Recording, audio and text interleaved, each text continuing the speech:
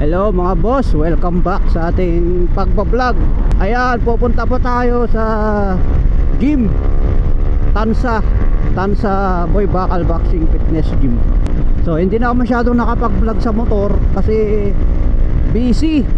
Saka tuwing gabi lang ako nagmamotor, hindi mainit, walang traffic. Alam nyo naman ang panahon ngayon, nakakatamad na magmotor lalo sa tanghali dahil sobrang init. So gamit ang ating ADX, 6 na buwan ang tinakbo is 1,420 pa lang. So meron palang isang nagtanong dito kung ano ang mas maganda, ADX or ADB 160 ng Honda. So tingin ko depende sa namimili.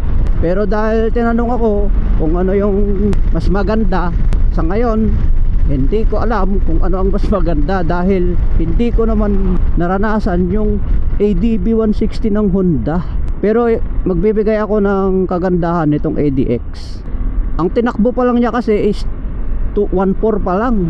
Kaya hindi pa siya gamit na gamit sa akin. Kaya ngayon kahit 6 months na, wala akong nakikitang problema.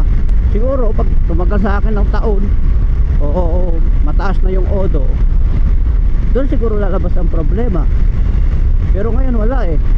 Pero sa handling, wala namang vibration kasi smooth na smooth. Tapos yung shock niya nagustuhan ko, inverted. Okay naman. Hindi ko nga ramdam yung lubak-lubak eh. Normal lang yung mga lubak-lubak. Yung ilaw niya sa gabi, ayan, kitang-kita nyo naman. Ayan. Sakto lang yung ilaw niya para hindi makakasilaw sa kasalubong. Ayan, ang normal na takbuhan ko dito 70, 80, 100. So ang top speed niya, depende siguro sa bigat ng rider. Ang top speed sa akin nito nasa 110, 110 lang, no. Top speed niya nasa 86 kg ako.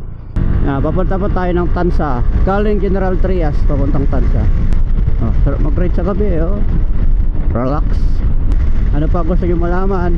Okay naman yung shock, yung handling. Matakaw ba sa gas? Hindi naman, sakto lang, katamtaman lang. Ang sarap ng gamitin eh. Napaka smooth lang ng handling. Yan yung normal na takbuhan ko, 90, 100. Tingnan nyo, diba? Normal na takbuhan yan. Mabilis lang siya mag 100 eh. Hindi hirap yung makina eh. Intersection dito dati yung may pinatay eh ng mga enforcer eh, yan tapat ng SM Tansa. Dito binaril yung mga enforcer na kaya yung mga enforcer dito sa Tansa tapat ng SM bumait putangin na, ikaw ba naman paparilin eh. Kaya pag abusado kang enforcer, yari ka rin talaga. Tayo, malapit na tayo sa gym kasi yung gym ko malapit yan sa SM Tansa. Kaya na yung gym ko mga boss ayan yung gym ko mga boss sa taas, 3rd floor. Ayan, lock natin. Ayan, tapat lang ng Pilitas Restaurant. Yan, ito yung gym ko mga boss. Buksan natin ilaw.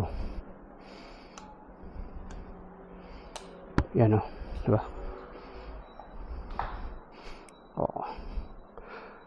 Yan, Boy Bakal Boxing Fitness.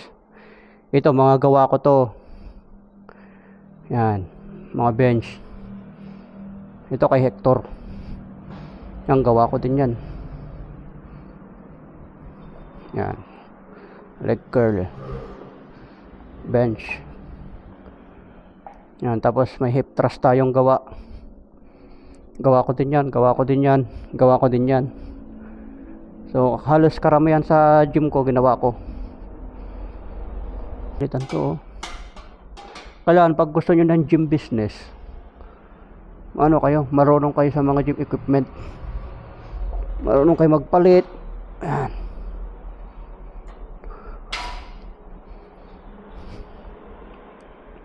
Mas maganda talaga pintura kaysa powder coat. Kasi ang pintura madaling patungan. Ang powder coat hindi mo pwedeng patungan basta-basta eh, nagtutuklap. Ito.